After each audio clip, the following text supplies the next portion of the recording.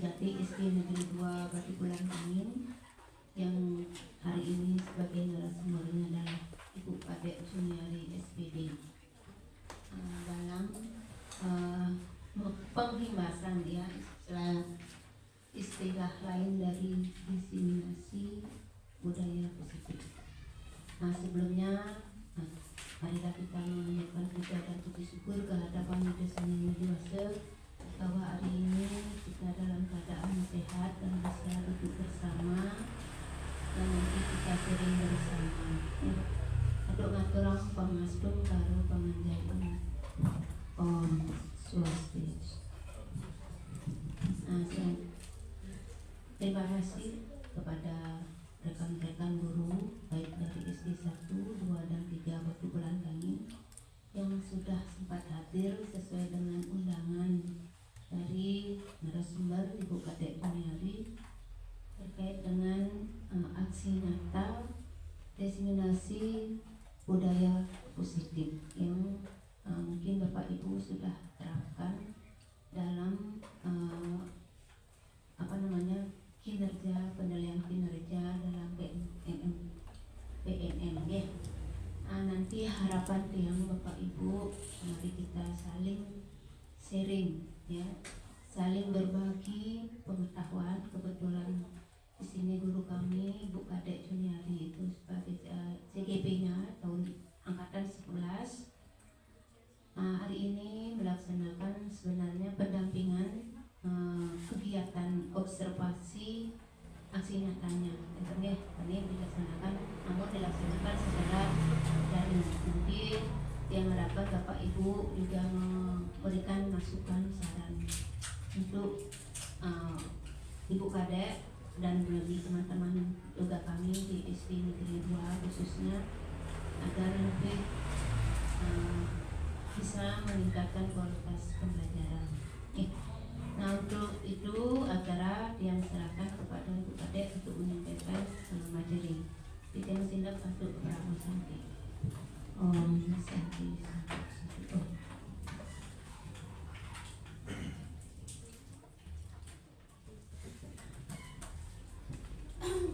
Baik, terima kasih Ibu. Yang terhormat Ibu Kepala SD Negeri 2 Batu Bulan Angin, yang saya hormati juga untuk Bapak Ibu yang hadir semuanya di sini. Om Swastiastu. Assalamualaikum warahmatullahi wabarakatuh. Shalom, namo buddhaya, salam kebajikan dan salam sejahtera untuk kita semua. Rahayu.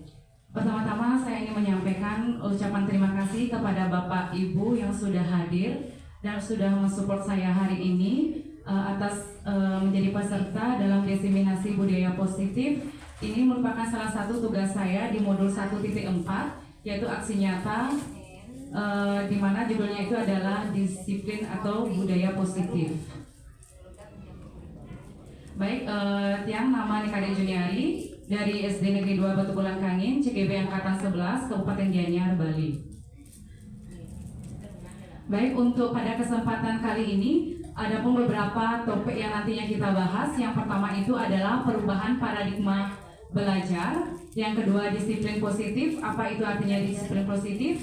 Terus yang ketiga itu motivasi perilaku manusia, di mana motivasi perilaku manusia ini ada yang namanya motivasi intrinsik atau ekstrinsik. Habis itu ada konsekuensi, hukuman, dan restitusi. Terus ada kebutuhan dasar manusia, 5 posisi kontrol dalam restitusi. Terus keyakinan perilaku atau keyakinan kelas, dan segitiga restitusi. Baik, ice breaking untuk yang pertama ini, silakan Bapak Ibu berdiri semuanya. Kita ice breaking mencari pasangan. Untuk Bapak Ibu yang lagi berbadan dua, mungkin diam di tempat saja. Nanti teman-temannya yang mencari ibu-ibunya. Baik, untuk clue-nya ini juga ice breaking yang sempat yang gunakan waktu di Sukawati. Tapi waktu di Sukawati itu saya menggunakan ban motor, tapi sekarang itu menggunakan jumlah kaki pada hewan. Jadi ketika saya bilang atau mengatakan jumlah kaki pada ayam, itu berarti jumlah kakinya berapa Bapak Ibu? 2. Berarti Bapak Ibu mencari pasangan 2-2. Ketika misalnya jumlah kaki pada hewan anjing patah 1, berarti sisanya lagi berapa? 3. Kan jumlahnya 4, mata 1, lagi 3. Berarti Bapak Ibu mencari pasangan 3-3. Boleh dengan cara pelukan begini saja atau mencari ke belakang gitu, boleh. Tapi kalau yang bapak-bapaknya jangan terlalu ini ya, sentuh sedikit saja, jangan terlalu berpelukan. Oke, siap Bapak Ibu? Baik, silakan mencari pasangan dengan jumlah kaki angsa.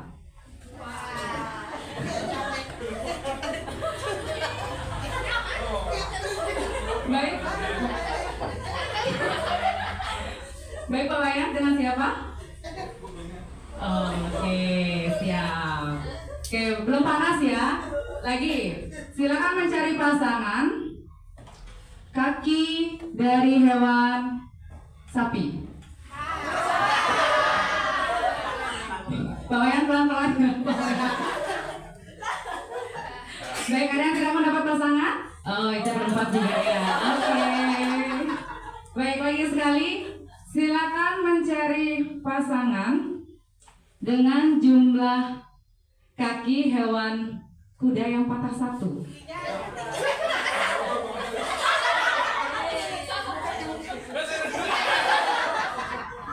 Ayo, siapa yang belum mendapat pasangan? Oke, sudah. Ibu ya? Iya. Ibu bisa minta tolong ke depan sebentar ya. Oke, silakan ibu, bapak-bapak, ibu-ibu duduk semuanya. Tepuk tangan buat kita semua nih.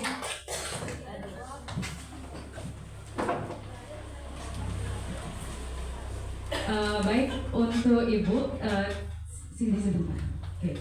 Yang mau tanyakan, silakan paparkan atau sampaikan apa harapan ibu ketika nanti setelah mengikuti kegiatan ini. Boleh 1 kalimat saja. Harapan Tiang setelah mengikuti kegiatan ini mengetahui apa sih sebenarnya budaya positif itu yang kita nonton. Terima kasih Ibu. Tepuk tangan buat Ibu dulu. Silakan duduk. Terima kasih. Baik, jadi harapannya itu apa sih? Itu budaya positif. Jadi setelah mengikuti kegiatan ini mengetahui apa itu budaya positif, seperti itu. Next. Jadi untuk selanjutnya,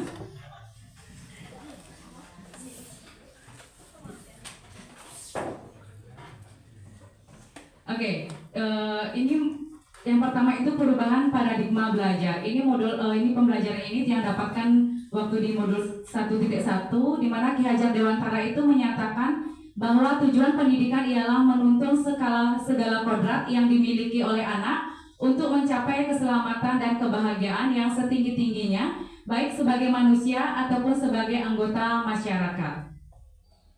Itu paradigma belajar. Kemudian perubahan paradigma mengajar, di mana ada 3 faktor yang menuntun nantinya. Yang pertama faktor dari muridnya, di mana muridnya nanti dia tumbuh dalam kodrat alam dan kodrat syaman. Di mana pada zaman sekarang itu anak akan dituntut untuk memiliki nilai-nilai karakter sesuai dengan profil pelajar Pancasila. Ada 6 dimensi atau 6 karakter di sana. Terus yang kedua itu adalah faktor sekolah, di mana sekolah itu merupakan tempat persemaian benih-benih kebudayaan dari siswa itu sendiri. Terus yang ketiga itu adalah guru yang menuntun murid sesuai dengan kodratnya. Jadi tugas kita sebagai pemimpin pembelajaran itu adalah menuntun murid sesuai dengan kodratnya, di mana kodrat siswa itu adalah masih tahap bermain, seperti itu. Nah, disiplin. Apa yang Bapak Ibu bayangkan tentang makna disiplin?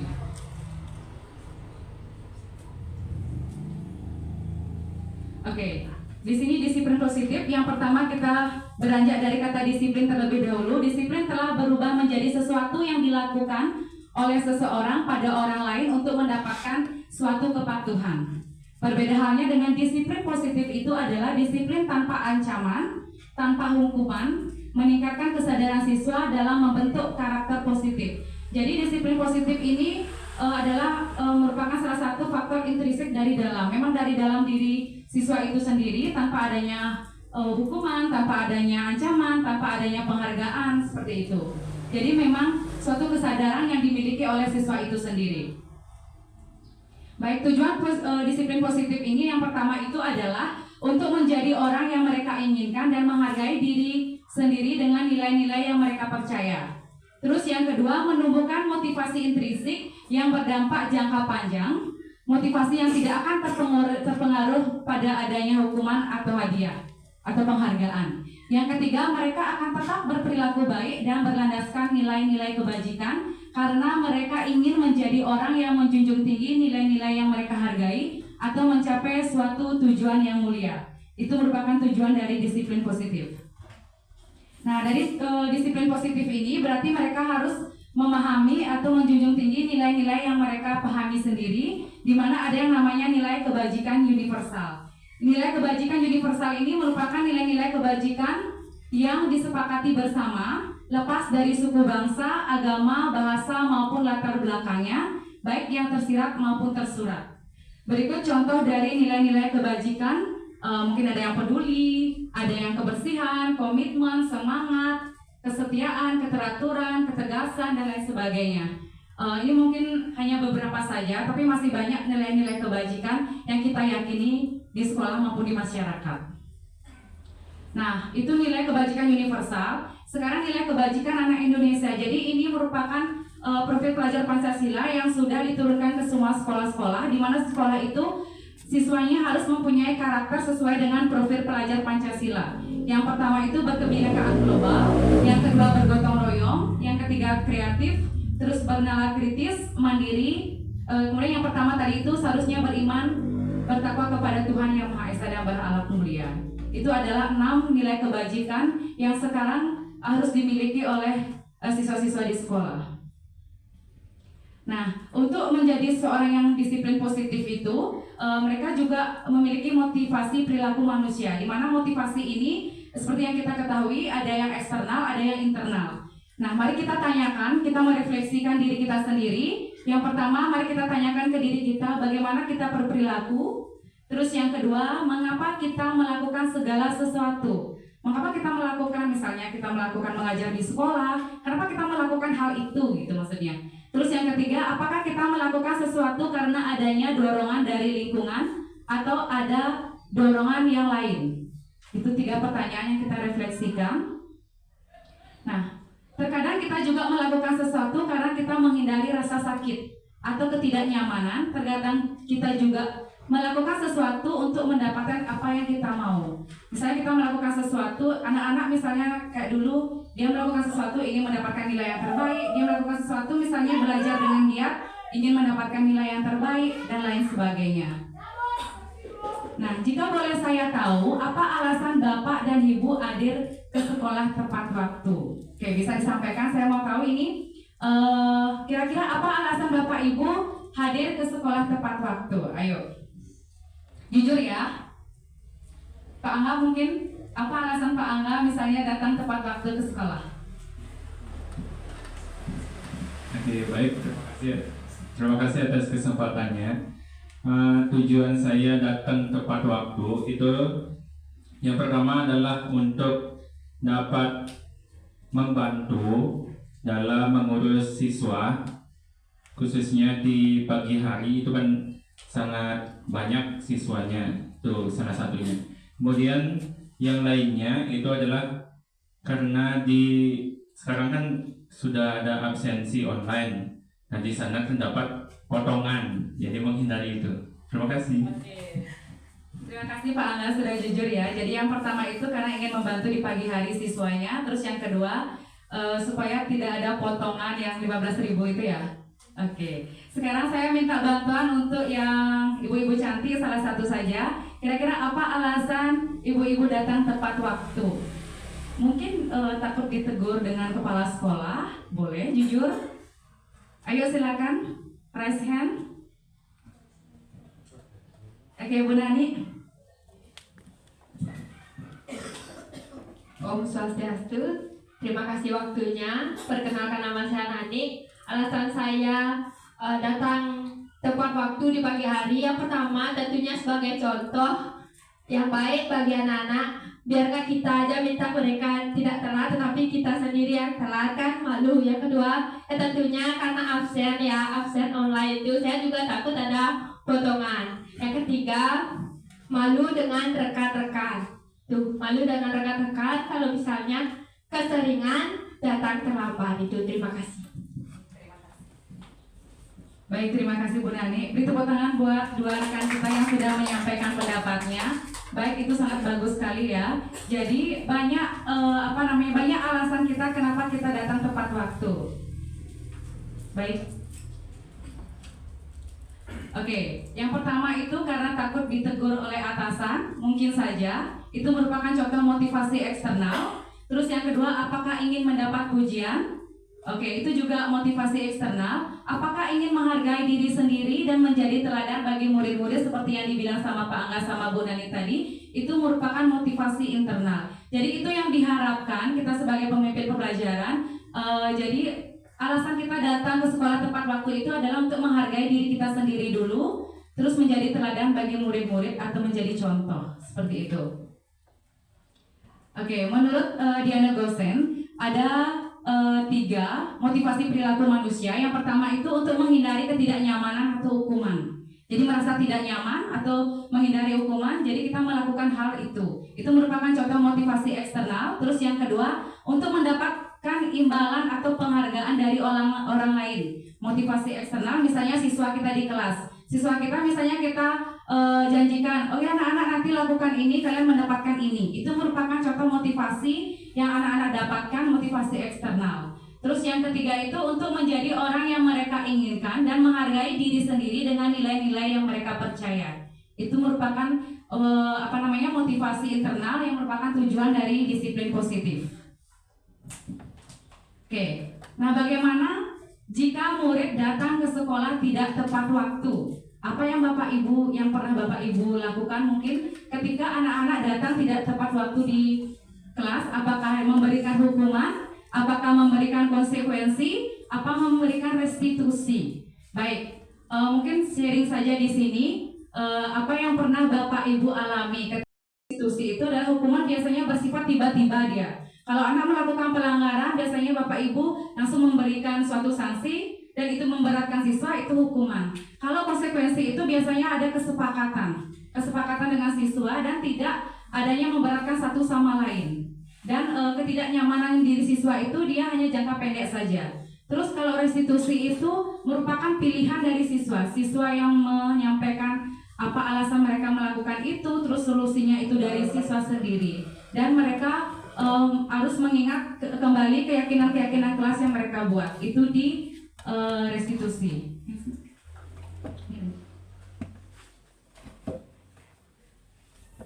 Oke, baik, sekarang kita tebak-tebakan ya. Murid diminta bertelanjang kaki sepanjang hari karena tidak menggunakan sepatu warna hitam sesuai peraturan di sekolah. Ingat, itu ada sepanjang hari. Hukuman apa konsekuensi? Oke, hukuman itu ya, karena ada kodenya disanya sepanjang hari. Itu tidak mungkin ada kesepakatan antara guru dengan siswa untuk tidak memakai sepatu sepanjang hari ya. Lanjut. Berdiri di depan kelas sambil mengangkat kaki satu karena tidak bisa menjawab pertanyaan. Ya, hukuman. Membersihkan tumpahan air di meja tulis karena tersenggol pada saat belajar. Oke, konsekuensi. Lari mengelilingi lapangan basket 2 kali karena terlambat 10 menit untuk pelajaran PJOK. Oke, konsekuensi. Nah, itu salah satu contoh ya. Jadi pemberian hukuman akan membentuk identitas gagal pada murid. Untuk membentuk identitas sukses itu pada murid kita bisa melakukan konsekuensi atau restitusi. Restitusi adalah proses menciptakan kondisi bagi murid untuk memperbaiki kesalahan mereka sehingga mereka bisa kembali pada kelompok mereka dengan karakter yang lebih kuat. Untuk segitiga restitusi nanti ada materi di akhirnya. Nah, jadi kebutuhan dasar manusia. Sekarang kebutuhan dasar manusia itu ada 5. Yang pertama itu adalah bertahan hidup, kasih sayang, kebebasan, kesenangan, dan penguasaan. Oke, kebutuhan dasar bertahan hidup itu meliputi bisa rumah, bisa obat-obatan, bisa makanan, pakaian. Itu merupakan kebutuhan dasar manusia agar bisa bertahan hidup. Yang pertama, terus yang kedua, rasa kasih sayang dan rasa diterima. Rasa kasih sayang dan terima ini bisa berhubungan dengan orang lain seperti teman, habis itu dengan keluarga, pasangan hidup, teman kerja, mungkin binatang peliharaan, dan kelompok di mana kita tergabung. Untuk Bapak Ibu, kira-kira untuk saat ini, kira-kira Bapak Ibu membutuhkan kasih sayang dari siapa? Ayo, dari pasangan? Oke, baik. Karena belum menikah, mungkin dari pasangan atau pacar Pak Angga ya? Ya, terutama buat Pak Angga dulu. Baik, untuk ibu-ibu yang lain, mungkin Bu Agung, untuk saat ini, kira-kira membutuhkan kasih sayang dari siapa? Dari keluarga kecil. Baik, tepuk tangan buat Bu Agung dulu, oke? Baik, itu yang kedua. Terus yang ketiga, penguasaan. Jadi kebutuhan dasar manusia itu ada yang namanya penguasaan. Penguasaan ini artinya harus diakui atas prestasi dan keterampilan kita, didengarkan dan memiliki rasa harga diri. Kebutuhan ini meliputi keinginan untuk dianggap berharga dan keinginan untuk meninggalkan pengaruh. Anak-anak yang memiliki kebutuhan dasar atas penguasaan yang tinggi biasanya selalu ingin menjadi pemimpin. Mereka juga suka mengamati sebelum mencoba hal yang baru dan merasa kecewa bila melakukan kesalahan. Mereka juga biasanya selalu ingin mencapai yang terbaik. Terus nomor 4 yang namanya kebebasan. Untuk anak-anak yang memiliki kebutuhan dasar bebas ini biasanya dia menginginkan suatu pilihan. Mereka perlu banyak bergerak, habis itu suka mencoba-coba, tidak terlalu terpengaruh orang lain dan senang mencoba hal baru dan menarik. Biasanya yang suka musik, anak-anak mendengarkan musik. Terus yang suka membaca buku, menggambar, ataupun bernyanyi. Seperti itu biasanya untuk kebebasan anak-anak. Terus yang nomor 5 adalah kesenangan. Nah, kebutuhan untuk merasa senang, di mana anak-anak biasanya bermain. Terus kebutuhan akan kesenangan adalah kebutuhan untuk mencari kesenangan, bermain, dan tertawa. Anak-anak dengan kebutuhan dasar kesenangan yang tinggi biasanya ingin menikmati apa yang dilakukan. Mereka juga tidak berkonsentrasi tinggi saat mengerjakan hal yang disenangi. Mereka suka bermain dan suka mengoleksi barang, suka bergurau, suka melucu, dan suka mengemaskan. Bahkan saat mereka bertingkah laku buruk, mereka masih terlihat lucu. Seperti itu. Baik, nah sekarang kita tebak-tebakan lagi. Ya, Bu Ambar, guru adik kelas 2A di SD Pelita Hati, sedang bingung menghadapi ulah salah satu murid di kelasnya. Beberapa anak di kelas 2A telah datang padanya dan mengeluhkan Doni yang seringkali meminta bekal makan siang mereka dengan paksa. Jadi ada namanya Doni di sini. Nah, setelah ditanya, Doni ini melakukan hal itu karena ia lapar dan orang tuanya tidak membawakan bekal makan siang. Kira-kira hal yang dilakukan Doni ini untuk memenuhi kebutuhan yang mana? Itu ada cluenya. Setelah ditanya, Doni melakukan karena ia lapar dan orang tuanya tidak membawakan bekal makan siang. Kira-kira kebutuhan dasar yang mana ini? Ada 5 tadi. Ada yang bertahan hidup, kasih sayang, kebebasan, kesenangan, dan ya betul. Ini untuk bertahan hidup karena dia memerlukan yang namanya makanan. Next. Oke, sama ceritanya ya, cuman di sana kata kuncinya setelah ditanya, Doni melakukan karena dia merasa senang temannya jadi memperhatikan dia. Kira-kira ini untuk apa? Kasih sayang, kesenangan. Ada yang kesenangan, ada yang kasih sayang. Oke, yang benar adalah kasih sayang. Di situ ada kata kunci, temannya jadi memperhatikan dia. Jadi dia membutuhkan kasih sayang. Gitu. Next. Oke.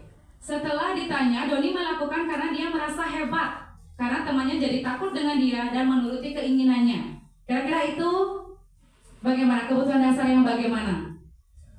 Ada kata kunci di sana, temannya jadi takut dengan dia dan menuruti keinginannya. Kesenangan apa kebebasan? Kesenangan? Next. Itu adalah penguasaan. Di mana itu ada kata cluenya, Doni melakukan karena dia merasa hebat, diakui oleh teman-temannya, terus temannya takut dan menuruti keinginannya gitu. Jadi ada penguasaan di sana. Terus kasus yang keempat, setelah ditanya, Doni melakukan karena ibunya selalu membawakan bekal yang sama. Oleh karena itu dia ingin mencoba makanan teman-temannya yang beraneka ragam. Kira-kira itu apa? Kesenangan? Kesenangan apa kebebasan? Ayo. Kebebasan dia ya, karena ada clue-nya di sana, mencoba makanan teman-temannya yang beraneka ragam. Dia bebas nanti memilih makanan teman-temannya seperti itu. Yang terakhir ini otomatis setelah ditanya, Doni melakukan karena iseng saja dan ia menikmati ekspresi wajah teman-temannya yang kesal karena diambil makanannya, dan menurut dia ekspresi teman-temannya itu sangat lucu. Ini sudah pasti kesenangan. Terakhir ya. Baik, lanjut. Oke, ice breaking sekarang boleh di tempat saja. Ada ice breaking saya tahu, siap, dan melakukan. Baik Bapak Ibu mungkin di tempat dengan menggerakkan tangannya saja. Kalau saya bilang saya seperti ini, kedua tangan. Baik, kalau saya bilang tahu, kedua tangannya di sini. Oke, kalau saya bilang siap seperti ini, kedua tangannya. Kalau saya bilang melakukan, silakan tepuk tangan. Oke, misalnya contoh, saya tahu saya siap melakukan. Oke. Saya tahu saya siap melakukan. Begitu ya. Itu masih ilustrasinya masih pelan-pelan ya di awal. Oke. Ulangi. Saya tahu saya siap melakukan. Saya siap, saya tahu siap melakukan. Oke, ulang ya. Jadi ingat, ini saya, ini tahu, ini siap, ini melakukan. Tahu itu berhubungan dengan pikiran ya. Ulangi. Saya siap, saya tahu melakukan. Saya tahu saya siap melakukan. Saya tahu saya siap tahu saya siap melakukan. Oke, selamat kita semua ya Bapak Ibu. Baik, untuk selanjutnya. Nah, sekarang adalah materi 5 posisi kontrol yang harus dimiliki oleh seorang guru. Jadi ini materinya sangat penting sekali. Jadi ada pertanyaan pemantik di sana, bagaimana posisi ibu atau bapak saat mengontrol kedisiplinan murid? Kira-kira bagaimana? Oke, jadi ada 5 posisi kontrol di sini. Yang pertama itu sebagai penghukum, yang kedua itu pembuat rasa bersalah, yang ketiga itu sebagai teman, yang keempat sebagai pemantau, terus yang kelima sebagai manajer. Jadi kelima posisi kontrol ini yang disarankan adalah kita menjadi seorang manajer nantinya. Oke, sebagai seorang penghukum biasanya kata-kata yang dikeluarkan oleh pemimpin pembelajaran atau guru adalah patuhi aturan saya atau awas. Kamu selalu saja salah. Selalu, pasti selalu kamu yang terakhir selesai. Apakah Bapak Ibu pernah melakukan atau berkata sedemikian? Pernah, pasti saya juga pernah ya. Oke, itu posisi penghukum. Selanjutnya, pembuat rasa bersalah. Oke, ibu sangat kecewa sekali dengan kamu. Oke, berapa kali Bapak harus memberitahu kamu ya? Oke, lanjut. Gimana coba? Kalau orang tua kamu tahu bagaimana berbuat begini, pernah melakukan seperti itu? Pernah. Oke, lanjut. Sebagai teman. Ini biasanya sebagai temannya udah tingkat pasrah ya, karena siswa melakukan hal yang sama seperti itu. Ayo bantulah demi Bapak ya.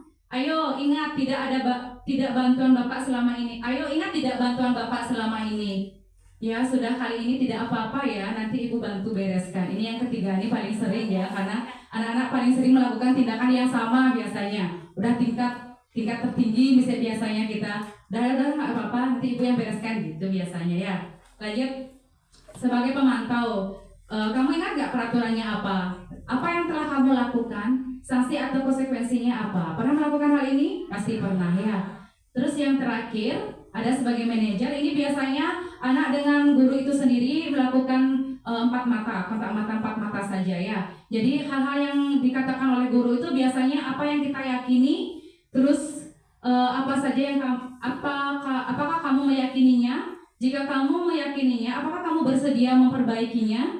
Jika kamu memperbaiki ini, hal ini menunjukkan apa tentang dirimu? Nah, apa rencana kamu untuk memperbaiki hal ini? Nah, ini berhubungan biasanya dengan restitusi nantinya ya. Jadi seorang manajer itu biasanya melakukan kembali dengan keyakinan kelas yang mereka sepakati di kelas itu biasanya. Terus seorang manajer itu biasanya menanyakan apa alasan siswa tersebut melakukan tindakan seperti itu. Terus kira-kira apa rencana kedepannya anak tersebut untuk memperbaiki tindakan itu. Jadi dari siswa itu sendiri, kemudian untuk siswa itu sendiri. Jadi di sini kondisi siswa itu tidak akan merasa disalahkan atau menjadi tersangka gitu ibaratnya ya.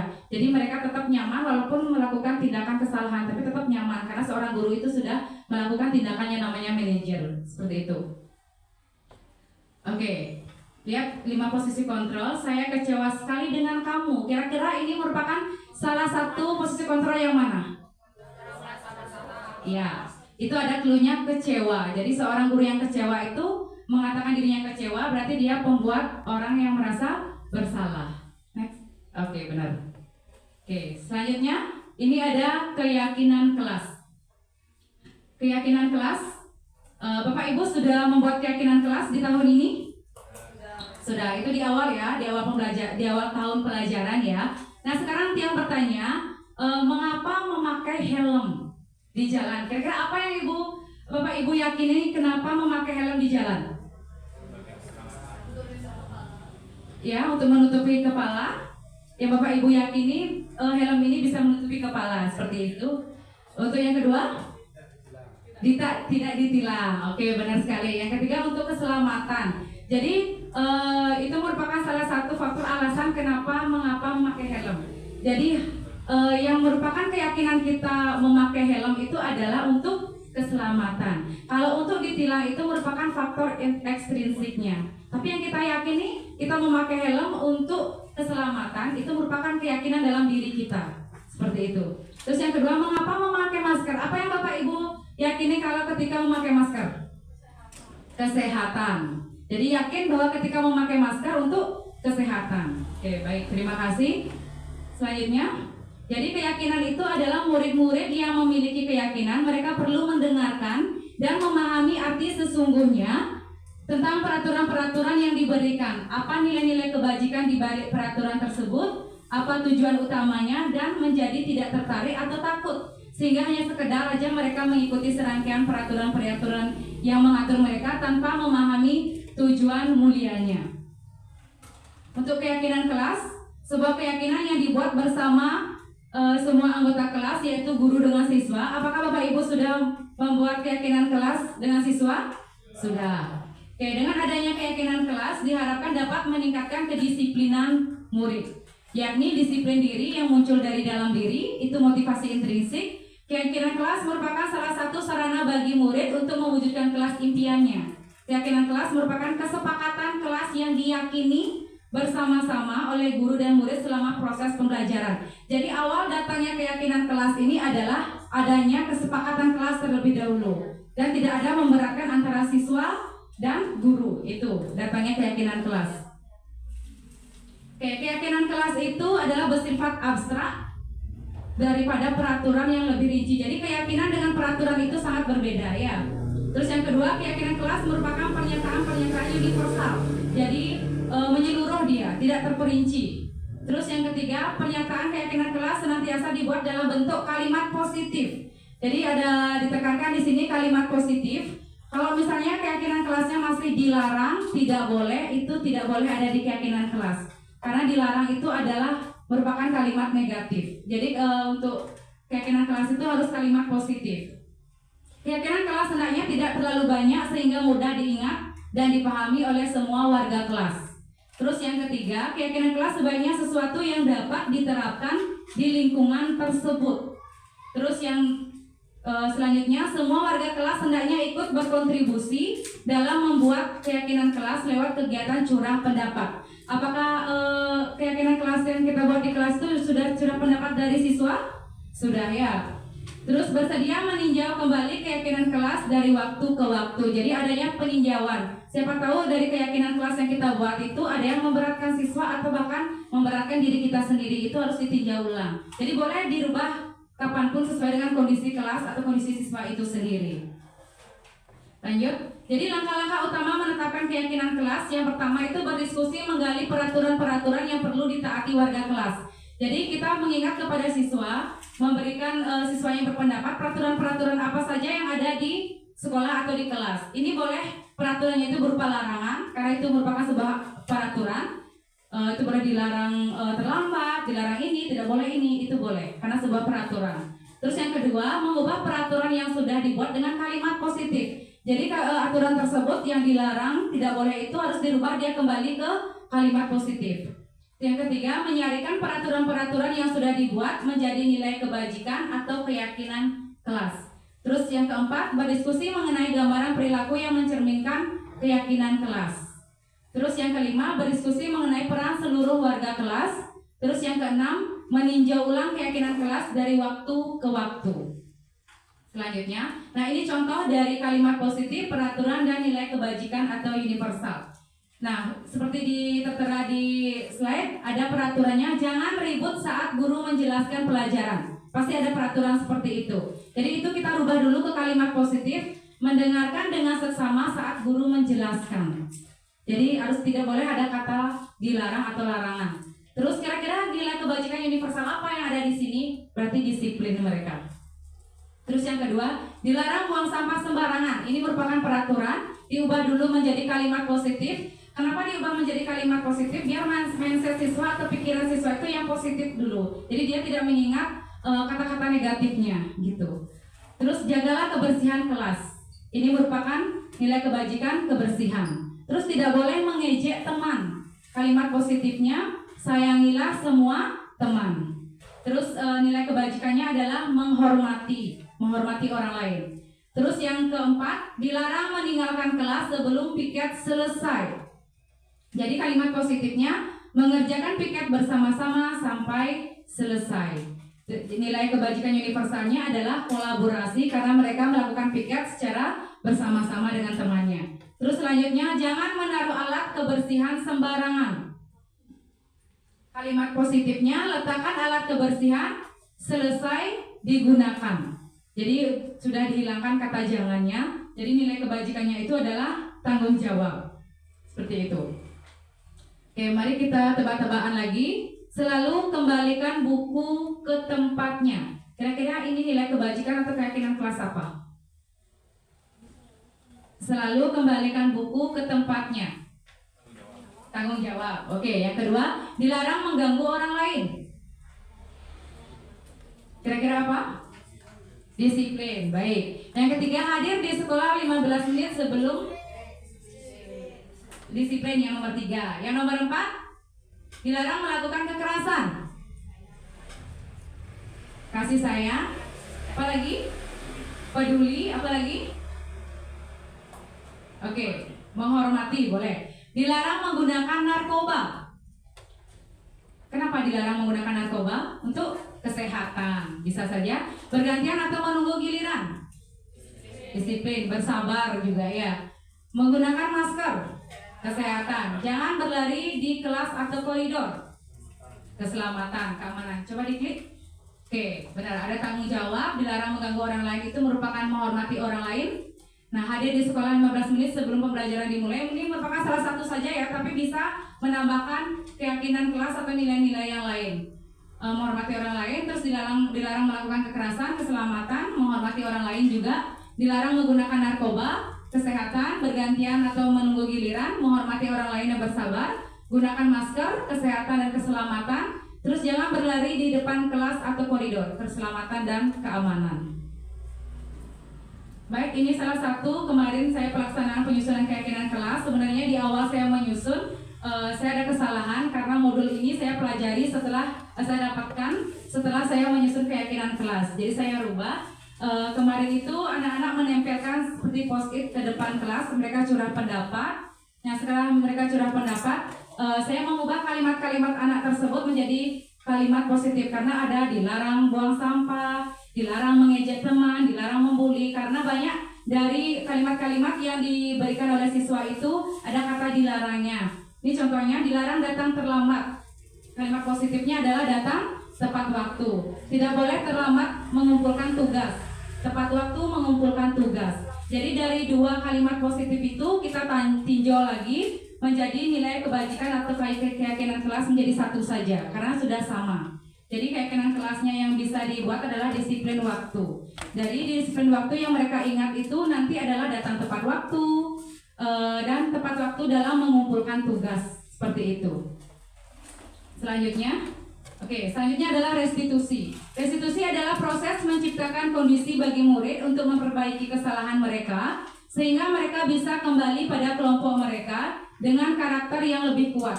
Restitusi juga merupakan proses kolaboratif yang mengajarkan murid untuk mencari solusi untuk masalah mereka dan membantu murid berpikir tentang orang seperti apa yang mereka inginkan dan bagaimana mereka harus memperlakukan orang lain.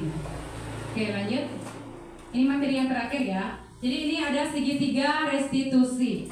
Ini juga ada materinya di PMM. Tahapan untuk memudahkan para guru dan orang tua dalam melakukan proses untuk menyiapkan anaknya untuk melakukan restitusi bernama segitiga restitusi atau restitution triangle. Ada 3 tahapan nantinya. Oke, yang pertama adalah menstabilkan identitas. Menstabilkan identitas itu adalah kita semua akan melakukan hal terbaik yang bisa kita lakukan. Terus yang kedua, validasi tindakan yang salah. Semua perilaku memiliki alasan. Terus yang ketiga, menanyakan keyakinan. Kita semua memiliki motivasi internal. Oke, lanjut. Oke, dalam menstabilkan identitas biasanya ada beberapa perkataan yang disampaikan oleh gurunya dalam melakukan tindakan segitiga restitusi. Dalam menstabilkan identitas ada berbuat salah tidak apa-apa, tidak ada manusia yang sempurna. Itu. Terus yang kedua, saya juga pernah melakukan kesalahan seperti itu, kita bisa menyelesaikan ini.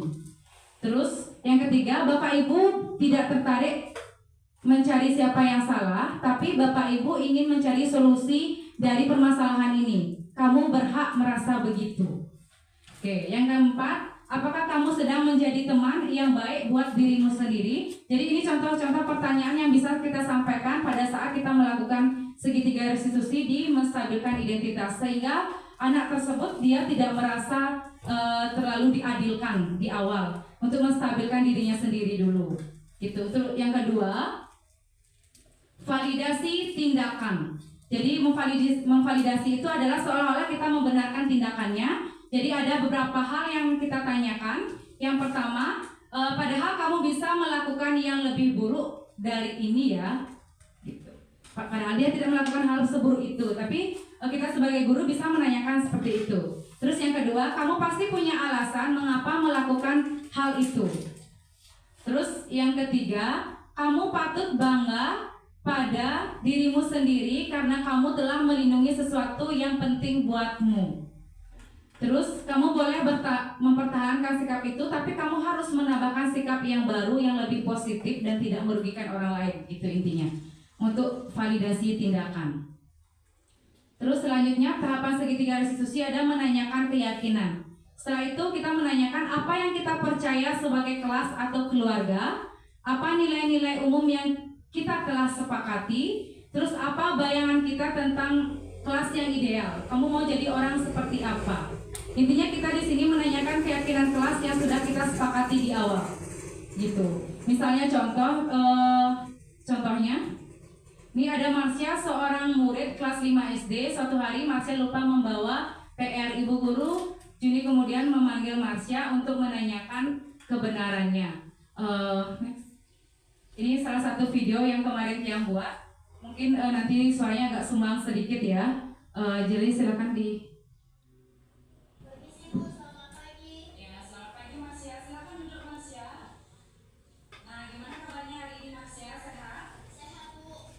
Ya, Marsha tahu tidak kira-kira kenapa Marsha guru suruh datang ke sini? Tahu, Bu, saya belum bawa PR. Iya, kenapa Marsha masih sedih? Apa Marsha takut? Sedih tapi juga takut kalau Ibu marah. Oh, tidak apa-apa Marsha. Tidak Marsha saja yang tidak pernah membuat PR.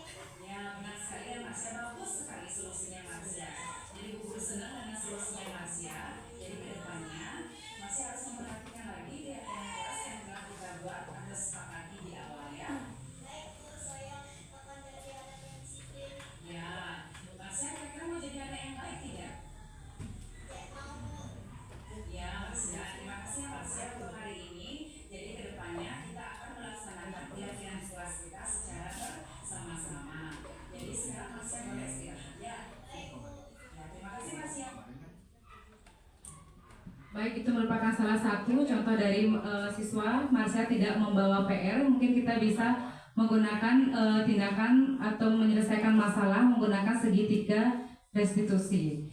Baik, untuk selanjutnya itu materi terakhir. Mari berdiskusi. Mungkin ada Bapak Ibu yang bertanya, dipersilakan untuk sesi penanya 2 orang. Untuk yang pertama ya, dipersilakan.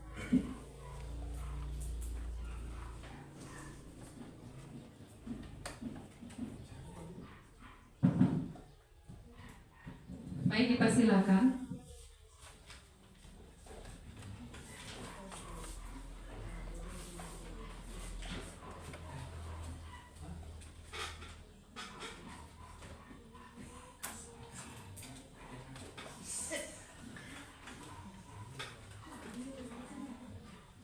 Baik, mungkin Bapak Ibu.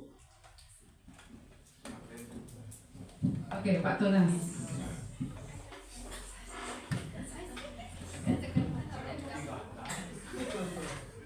Baik, terima kasih atas waktunya. Nah, di sini saya ingin sedikit bertanya tentang segitiga restitusi. Nah, apakah tips dan teknik segitiga restitusi itu bisa diterapkan kepada semua jenis murid? Maksudnya kan ada semua karakter murid. Ya, apakah segitiga restitusi itu bisa diterapkan ke seluruh siswa? Kan murid itu beda-beda karakternya, seperti itu. Terima kasih.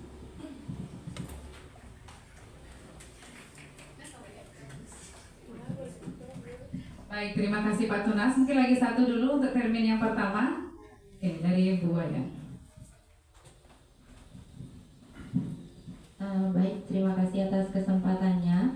Di sini saya ingin bertanya, mungkin lebih memperjelas lagi ya, mengenai kesepakatan kelas dan juga keyakinan kelas. Tolong bisa lebih dijelaskan, apakah ada perbedaan antara kesepakatan kelas dan juga keyakinan kelas? Terima kasih.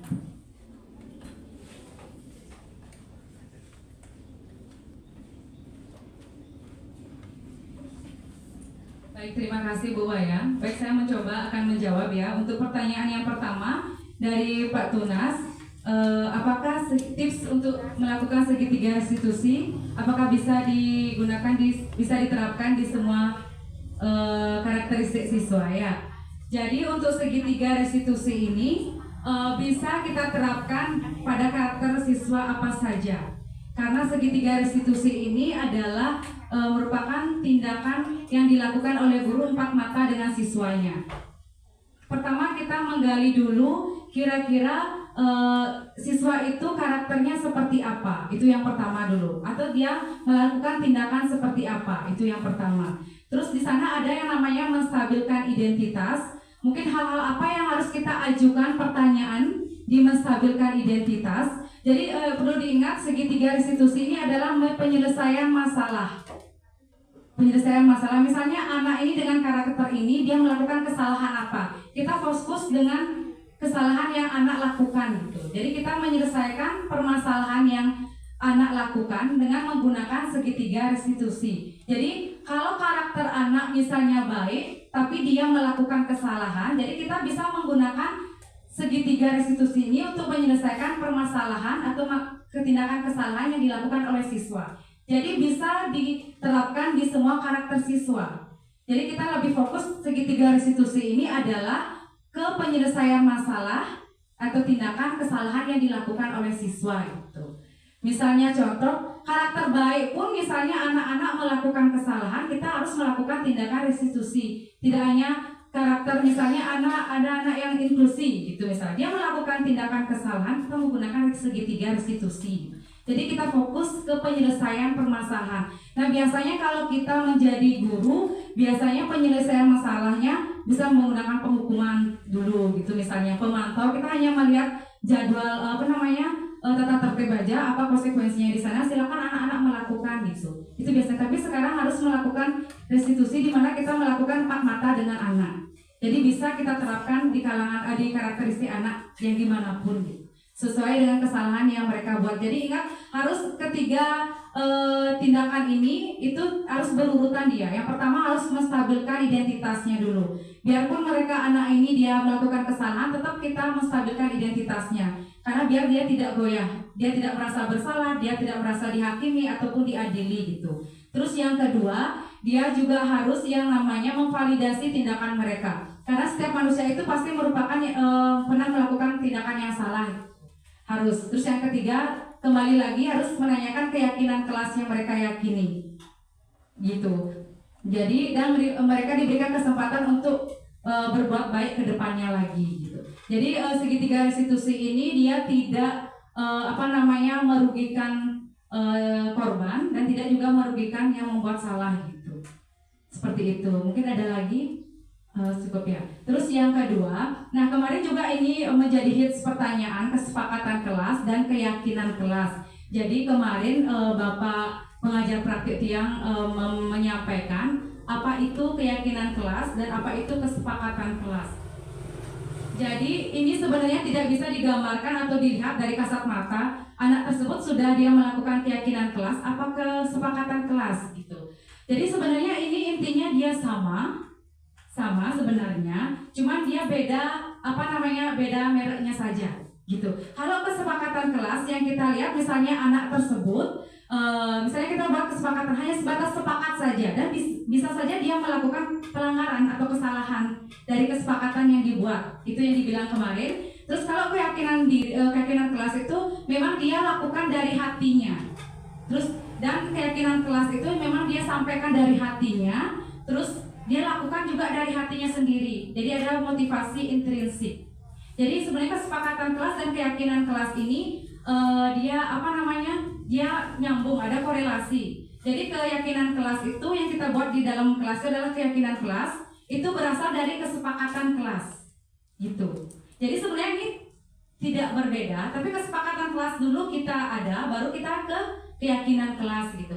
Kalau tidak ada kesepakatan kelas, itu keyakinan kelas tidak akan ada. Gitu. Karena sepakat dulu kita sama siswa membuat itu dari hatinya siswa sendiri, maka terbentuknya keyakinan kelas. Itu semua kemarin dibilang sama instruktur dan pengajar praktiknya. Jadi membuat keyakinan kelas harus ada kata sepakat terlebih dahulu, baru kita menjalankan. Gitu. Karena pada saat proses membuat keyakinan kelas kan ada curah pendapat dari siswa. Setelah curah pendapat dari siswa, kita ubah menjadi kalimat positif. Setelah mengubah menjadi kalimat positif, kita ubah menjadi nilai-nilai kebajikan universal. Baru menjadi keyakinan kelas. Jadi bersifat misalnya keyakinan kelas datang tidak boleh terlambat menyetor tugas gitu misalnya. Itu bukan merupakan keyakinan kelas karena masih merupakan peraturan dan masih tidak universal. Jadi keyakinan kelas itu misalnya disiplin, ada nilai-nilai kebajikan yang tertera pada kalimat tersebut gitu. Jadi seperti itu mungkin prosesnya keyakinan kelas. Terus ada satu hal lagi dalam membuat keyakinan kelas, Bapak Ibu guru juga harus meninjau ulang apa-apa yang dibuat dari siswanya. Kemarin yang membuat keyakinan kelas, anak-anak bilang pada saat jika terlambat sekolah berdiri di depan kelas 10 menit gitu misalnya. Itu tidak boleh karena ada hukuman 10 menit. Itu kan merugikan siswa. Memang ada siswa yang sepakat, tapi tidak semuanya sepakat gitu. Kemarin pengajar praktik yang bilang, boleh tidak di keyakinan kelas itu diisi konsekuensi gitu. Itu boleh. Asalkan konsekuensi itu siswa yang buat dan kita menyepakati secara bersama-sama dan itu tidak memberatkan satu sama lain gitu. Misalnya boleh tidak misalnya anak-anak terlambat sekolah, misalnya dia membantu yang piket gitu misalnya, itu boleh. Tapi asalkan anak yang membuat, tidak gurunya yang menyampaikan konsekuensinya gitu. Jadi sudah ada kesepakatan dari guru dengan siswa, maka terbentuklah keyakinan kelasnya gitu. Jadi untuk keyakinan kelas lagi satu, kayak disiplin waktu itu, ketika kita membuat disiplin waktu, anak-anak akan ingat semua kalimat positif secara menyeluruh dia. Disiplin waktu itu tentang apa saja kalimat positif yang dibuat sama anak tadinya. Misalnya disiplin waktu dalam menyetor tugas, disiplin waktu dalam datang ke sekolah. Itu sudah pasti diingat kalimat positifnya sama anak. Mungkin ada 3 nanti disiplin waktu yang disampaikan sama anak, itu bisa kita jadiin satu. Jadi keyakinan kelas yang kita buat itu tidak hanya terpatok sama satu disiplin waktu saja. misalnya datang tepat waktu, itu kan hanya datang saja, tapi menyetor tugasnya bagaimana? Itu makanya untuk keyakinan kelas tidak diperbolehkan untuk kalimatnya terperinci seperti peraturan, harus universal. Baik, itu saja dari Tiang. Bagaimana Bu Aya? Oke. Baik, lagi satu saja ya untuk sesi tanya jawabnya. Mungkin ada yang bertanya? Bu Guru Devi?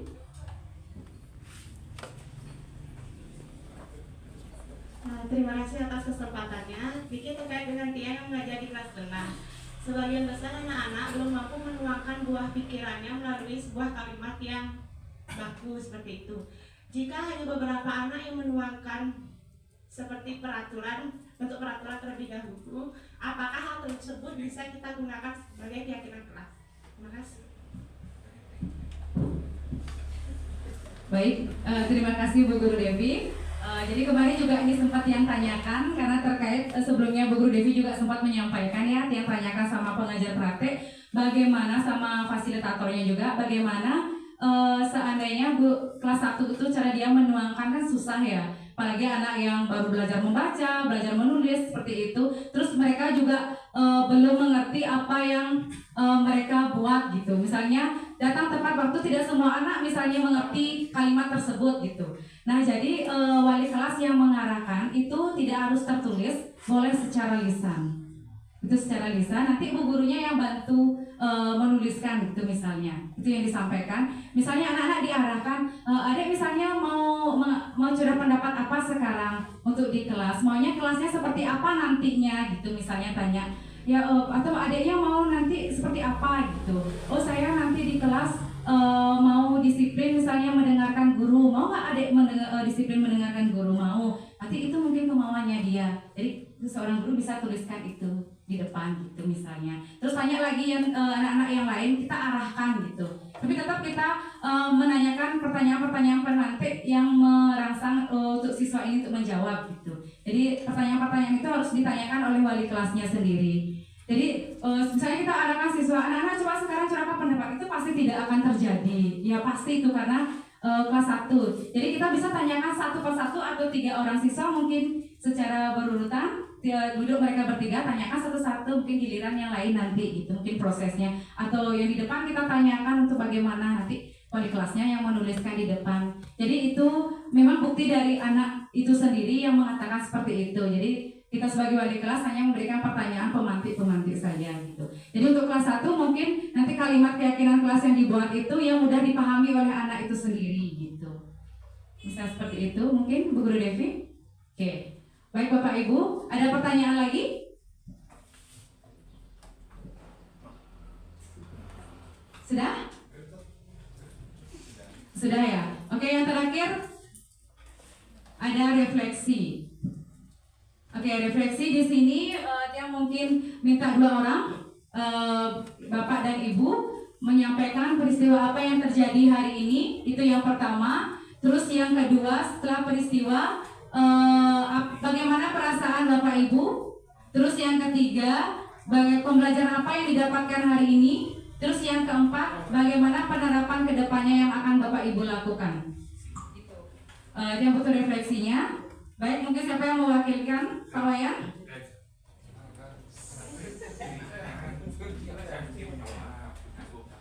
Ayo Pak Wayan, mungkin mau bilang kesenangannya, bagaimana perasaannya hari ini, habis itu pembelajarannya apa, kedepannya mau bagaimana gitu. Mungkin bisa ke depan Pak Wayan.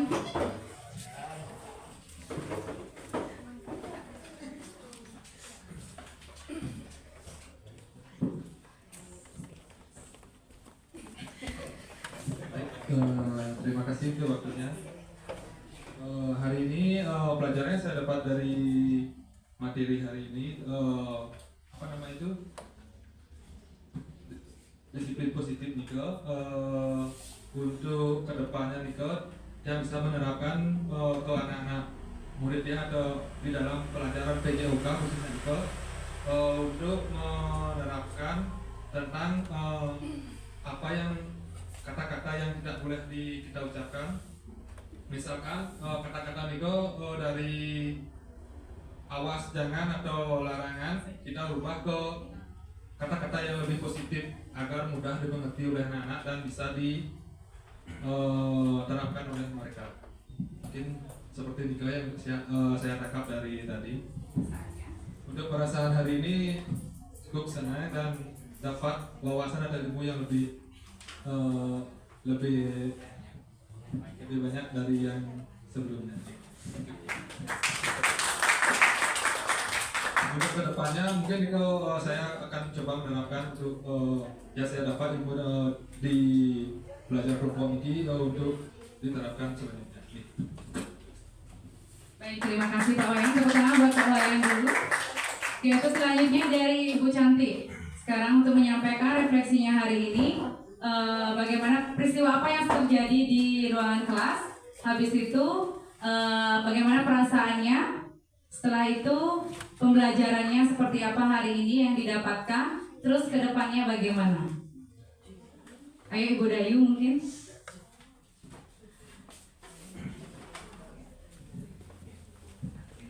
Baik, untuk ini yang saya dapatkan untuk belajar tentang budaya positif yang harus diterapkan juga di sekolah wajib, khususnya kepada siswa juga, agar kita bisa menerapkan budaya positif dari seperti yang Pak Wayan tadi juga sama, dari kata-kata, dari hukuman juga, dari pemberian konsekuensi atau restitusi juga di kelas mungkin nanti ya. Terus perasaan saya hari ini ya menambah wawasan apa itu tentang budaya positif, tentang disiplin positif juga. Terus ada tadi juga dasar-dasar restitusi, segitiga restitusi juga. Terus pelajaran yang dapat saya ambil dari diseminasi ini juga bisa menambah ya wawasan, nanti bisa juga diterapkan ke siswanya di kelas seperti itu. Itu aja dari saya.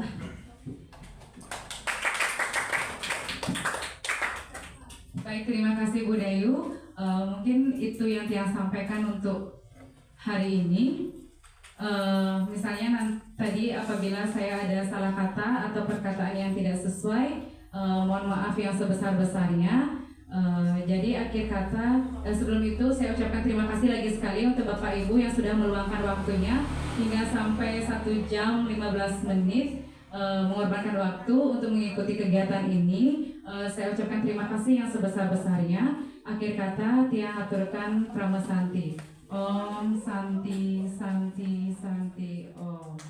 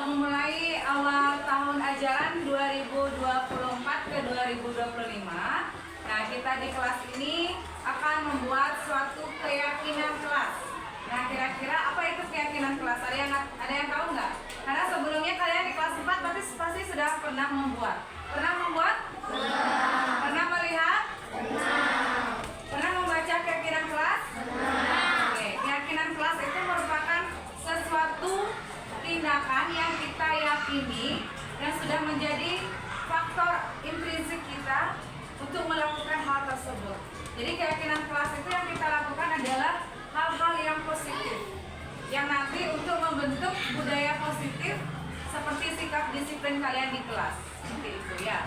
Jadi sekarang Bu Guru akan memberikan kalian post-it. Post-it ini kalian tuliskan peraturan. Jadi peraturan apa yang nantinya kalian tidak mau lakukan, itu bisa dipahami. Misalnya contohnya dilarang membuang sampah sembarangan, itu misalnya. Itu aturan ya. Bebas kalian apa saja, tidak harus sama. Bisa dipahami? Bisa. Oke. Silakan dioper dulu.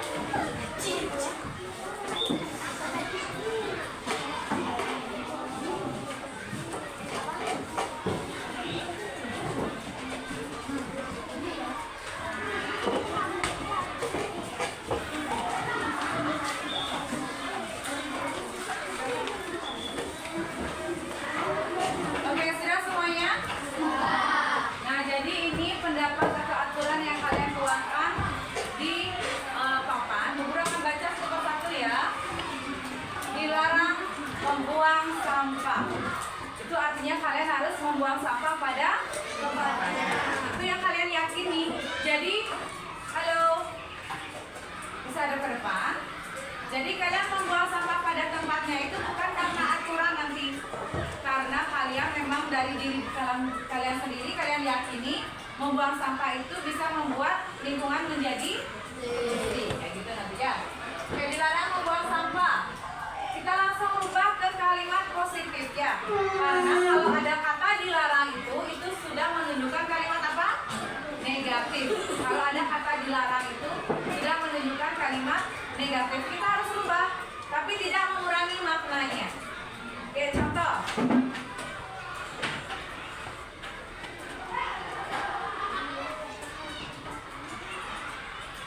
Ada tutupnya semua ya? Garam ya? Siapa?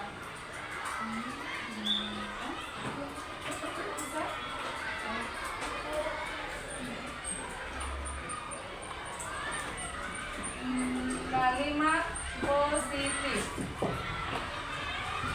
Oke, kalimat positif yang pertama. Dilarang buang sampah. Kalimat positifnya apa? Siapa yang bisa menyampaikan? Harus dihilangkan kata dilarangnya, tapi tidak mengurangi makna. Ayo Mila. Buanglah sampah pada tempatnya. Ya, buanglah sampah pada tempatnya.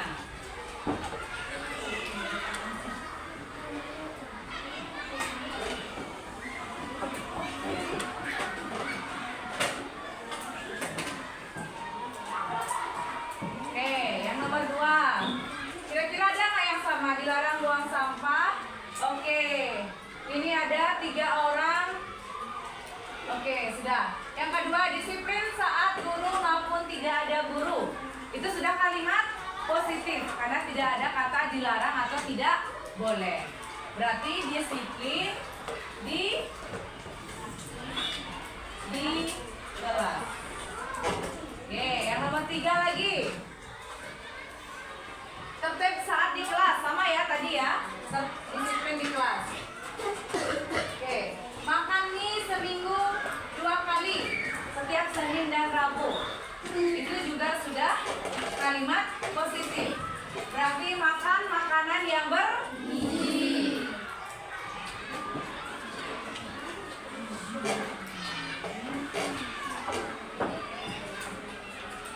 Ini artinya tidak boleh makan mie setiap hari. Oke, tidak boleh mengejek. Ini banyak yang datang yang buat tidak boleh mengejek nama orang tua. Habis itu mengejek nama orang tua. Tidak boleh mengejek. Kira-kira dirubah menjadi kalimat positif apa?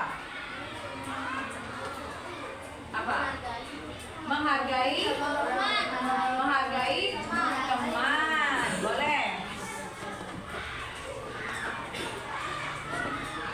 Menghargai teman, salah satunya tidak boleh mengejek nama teman ataupun nama orang tua.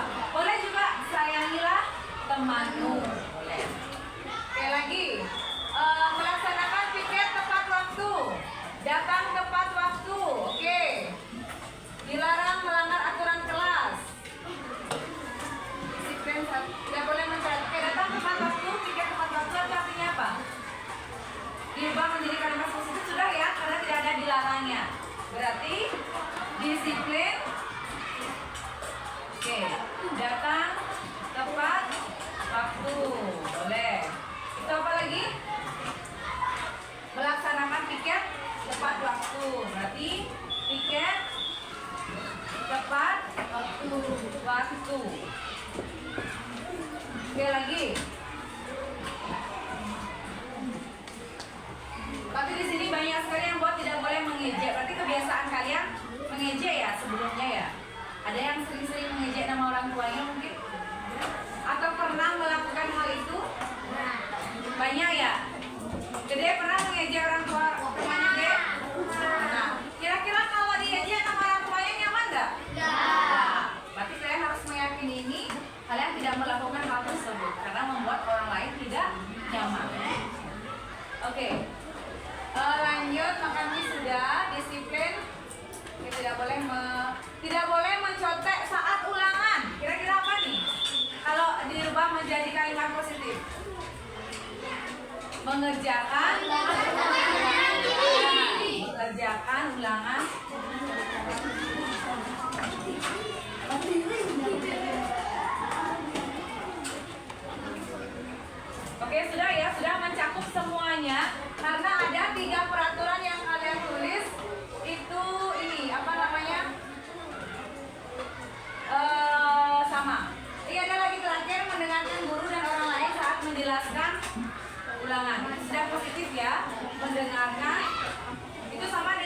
menghargai orang lain ya. Mendengarkan saat guru berbicara. Sama tidak boleh, kalau kalimat negatifnya tidak boleh memotong pembicaraan guru ya. Nah, dari kalimat positif itu kita harus buat nilai kebajikan. Yang ini akan menjadi keyakinan kelas sekaligus ya. Kita jadi satu ini ya. Oke, kita tinjau sekarang yang nomor 1. Buanglah sampah pada tempatnya. Kira-kira nilai apa yang kita yakini ini? Kebersihan. Jadi keyakinan kelas kita kira-kira jagalah kebersihan lingkungan boleh. Kebersihan apa itu? Kebersihan diri sendiri, kebersihan halaman sekolah, kayak gitu. Ya, berarti nilai kebersihan, keyakinan kelasnya jagalah kebersihan lingkungan. Nah, jadi kalian menjaga kebersihan lingkungan ini dari hati kalian. Kalian meyakini saya harus nyapu ini di kelas karena kalian meyakini lingkungan ini harus bersih, bukan karena aturan sekolah, ya. Jadi buku harapkan keyakinan kelas ini kalian laksanakan nanti sesuai dengan hati kalian, dari hati memang. Bisa dipahami? Bukan karena bu guru nanti, yuk kita pikir nanti dimarah sama bu guru, bukan seperti itu. Ayo kita pikir supaya lingkungan kita bersih dan nyaman.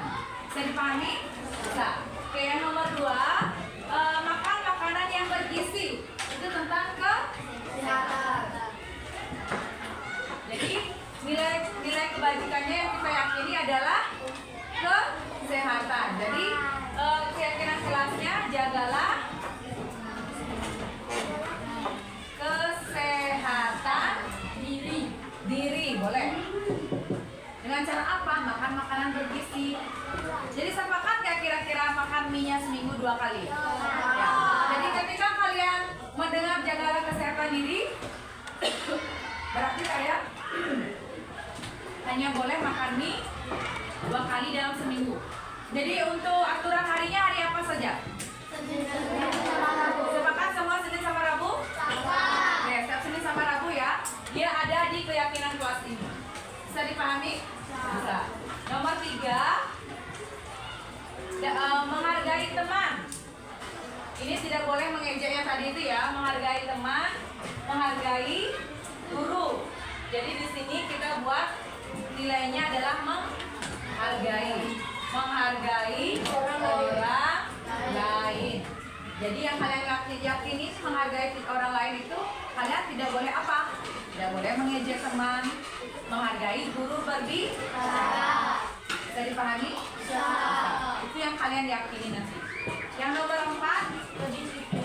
Ya, disiplin di kelas. Disiplin itu datang tepat waktu, pikir tepat waktu. Kita buat di sini disiplin waktu.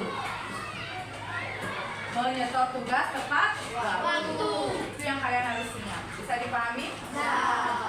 Oke, kita buat yang nomor 5. Mendengarkan saat guru berbicara. Itu sama juga menghargai orang lain. Pikir tepat waktu mengerjakan. Mengerjakan ulangan mandiri. Keyakinan kelas atau nilai-nilai yang kalian yakini apa di situ? Kemandirian. Jadi keyakinan kelas kita apa? Biar ada kata kemandiriannya. Ayo mengerjakan ulangan secara sendiri. Saat ada ulangan atau PR. Oke. Melakukan apa? Yang penting ada kata mandirinya. Ayo. Jangan ulangan saja. Melakukan apa? Melakukan apa ya? Mengerjakan ulangan dengan mandiri.